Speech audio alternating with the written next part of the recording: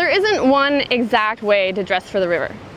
We like to take a more concept-based approach and then switch it up based on our setting and our fashion sense. So we've come up with 4 key concepts to think about when you're gearing up for the river. Firstly, we want to wear gear that you can swim and self-rescue in. Seems self-explanatory, but once you're in the water, streamlined clothes and lightweight footwear are much easier to swim and move around in than thick, heavy pants and hiking boots, for example. Our second point is to not just dress for the balmy temperature, but dress for the water temperature, and for potentially spending a long time in the water if a rescue scenario doesn't quite go as planned and puts you in the water for a prolonged period of time. You don't want to become hypothermic and incapacitated by the cold water. Remember that as your core temperature drops, so does your mental function. So being cold leads to bad decisions, and that will just spiral from bad to really, really bad. Our third thing to keep in mind is to carry the essential gear on your body. I chose my PFD based on snack carrying capacity, but in all seriousness, it's really important to have key items in here so that I can still access them even if I get separated from my boat. If I rescue somebody and they're bleeding, I can grab my medical gloves and not be exposed to their blood. Pinned boat, I have my pin kit stashed in my pockets, but I also have an easily accessible carabiner at the front here. Getting a little hangry, I have a snack. By carrying a few strategic items on our person, you can have the keys to a successful rescue and keeping yourself safe. So we've got dress for swimming, dress for the water temperature, and keep key items on your body.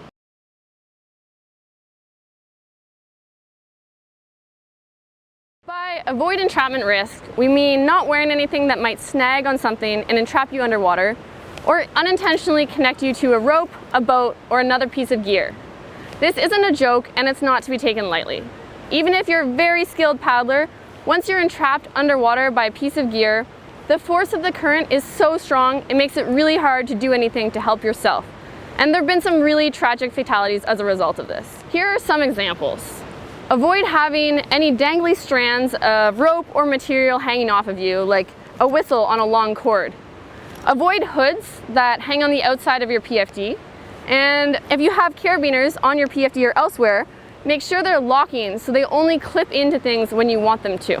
There have been all sorts of sketchy situations where people inadvertently clip in a piece of gear or something into a non-locking carabiner. For example, if I want to carry my bottle as I swim across the river or walk on shore, I'll clip it into my quick release, which I can detach myself from if it gets stuck on something. If you don't have a quick release belt, it's as simple as this: don't clip gear onto yourself.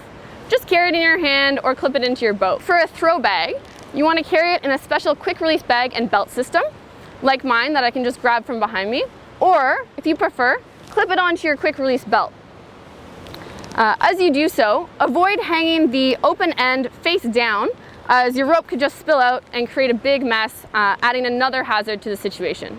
Instead, you want to hang it from another attachment point and make sure it's closed properly. We're also proponents of throwing clean rope. What we mean by that is that there's no knot at the end of the throw bag. You might think, hey, but I like holding on. That's kind of my handle to hang on to that knot. But the solution to that is simple. Just take out about 1.5 meters of rope before you throw your bag. That gives you a better position to hold onto, and you can always let some rope out if you have to. Let's talk a little bit about tow lines, sometimes called pigtails or cowtails. Some people say you shouldn't use a tow line at all because of the entrapment risk, and because trying to tow a boat full of water in a rapid can be super dangerous. But many people find this to be a really useful tool, and we can limit the entrapment risk by using them properly. First, when it comes to towing a boat in rapid, there's many situations where you shouldn't do that. In fact, I pretty much never actually use my tow line to tow a boat in a rapid. However, I do use it to tow a swamped boat at the bottom of a rapid or in an easy rapid. But I use it for more than just towing. I can use it to quickly affix myself to an anchor for support during a rescue. And as for it being an entrapment risk, there's a few important points here. Make sure to use a locking carabiner on your tow line, and make sure it's not too long, it's nice and snug.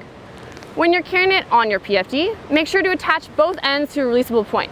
The one on my back is attached to my quick release harness, and the other one is attached to my breakaway point. Having it clipped to a fixed point is a big no-no, because you can't get away when you want to. Lastly, let's talk about carrying a flip line or a guide belt. It's a piece of webbing with a carabiner that you can access easily. Just like tow lines, they have a bit of a bad reputation because of the entrapment risk. But same thing, like we said for tow lines, any gear can pose a threat if you use it improperly. So don't use it improperly. Make sure it's tight and closed with a locking carabiner. A loosey-goosey flip line is of course really dangerous, but a tight one doesn't pose any more risk than any other piece of gear you're wearing.